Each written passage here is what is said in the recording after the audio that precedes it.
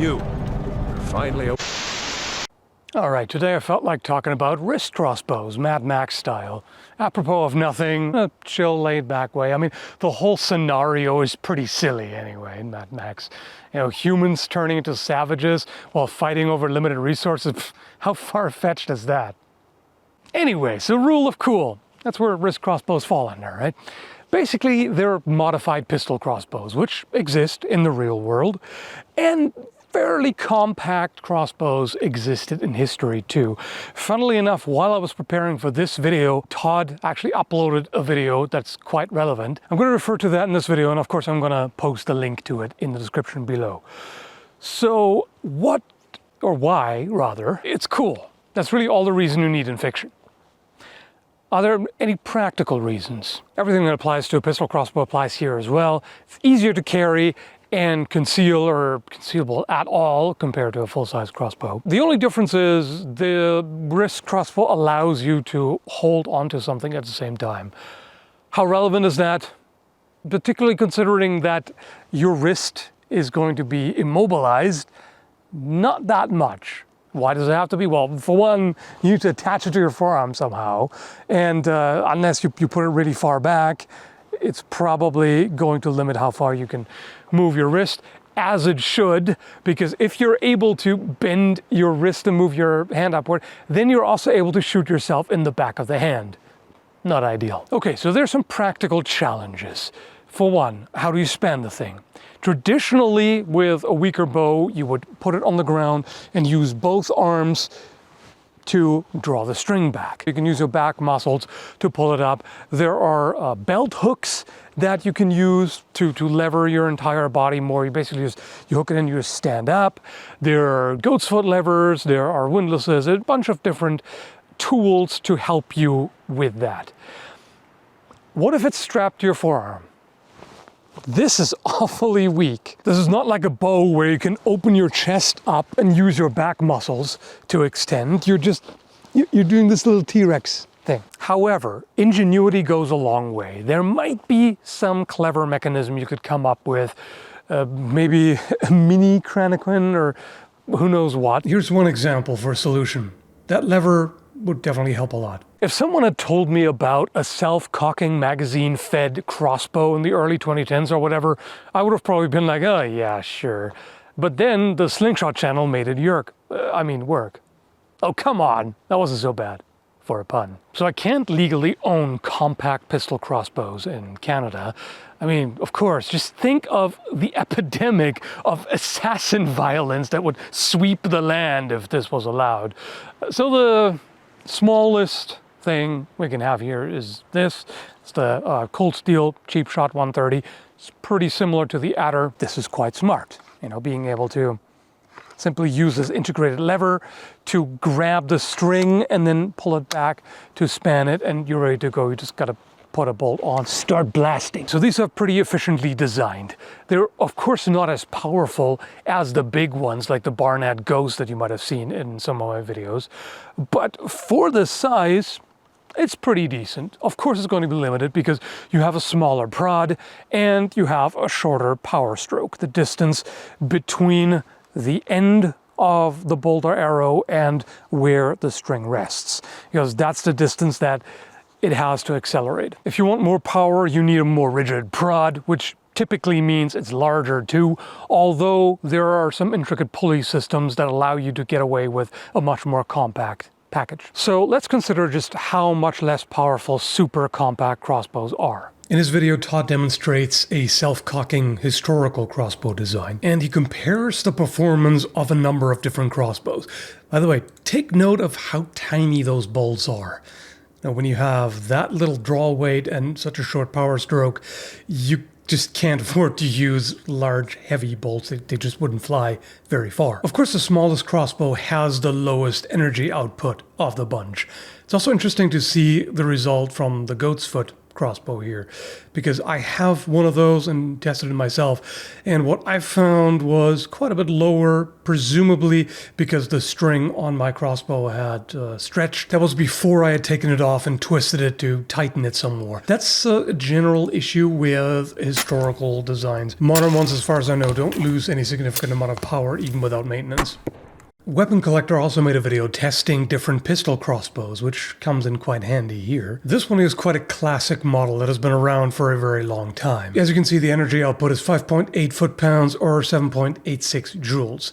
For comparison, a little low-powered kid's bow with a 27-gram carbon fiber arrow puts out 6.61 foot-pounds or 8.97 joules. Even just the recoil of 9mm plus P ammo beats that. He also tested a faster pistol crossbow, which puts out 12.7 foot-pounds or 17.2 joules, which is still less than the 35-pound recurve bow I tested. The weight of the bolts or arrows also matters, of course, for kinetic energy as well as momentum. Either way, to give you an idea of scale, the 185-pound Barnett Ghost generates 135 foot-pounds or 183 joules.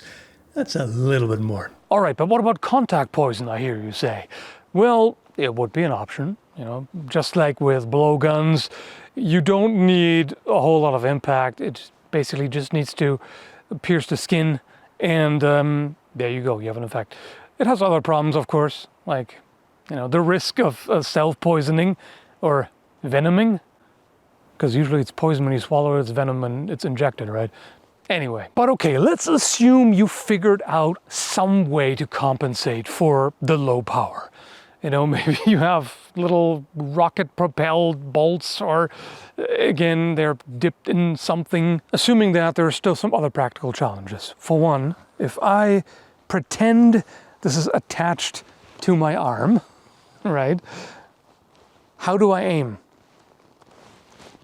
All right, let me try to give you a visual impression of what I mean. So if I want to hold the crossbow directly in front of myself, right, so I can look down the sights, what I do is I bend my wrist. I'm exaggerating, but so you see, I bend my wrist so that it's aligned correctly. If it's stiffly attached to my arm and I want to bring over to try to look through the sight, I can't, because now my arm is not pointing straight forward. If I want to use 2 points of reference for aiming, which is what sights consist of, I would have to bring my head somehow on top of my arm, which is still not straight because, you know, it attaches to the side of my chest. It doesn't grow straight out of my chest. So maybe in Fallout with enough radiation, that might be an option. Now, that's assuming a fairly squared off stance, but if I were to take like an Olympic pistol stance, now I can sight down my arm. So that would still be an option. It's more limited. And overall, would you need to aim with a wrist crossbow? Not really. It's not going to have that much power. So point and shoot instinctively is fine. You just need to do this. You know, like just point at them and let loose and you'll probably hit something. Okay, so now you can shoot potentially anemic bolts from your wrist. The ladies love it. But what are some other issues? Well, it can get in the way a little bit, because sure, you don't have to hold on to it, but it also means you can't put it down. So something as simple as checking the time means you're poking yourself in the chest with a prod. This is sometimes solved by making the prods fold in, which is pretty neat. Now they're even more concealable. You know, you can get them out of the way, and it's not really going to bother you a whole lot, other than probably restricting your wrist mobility.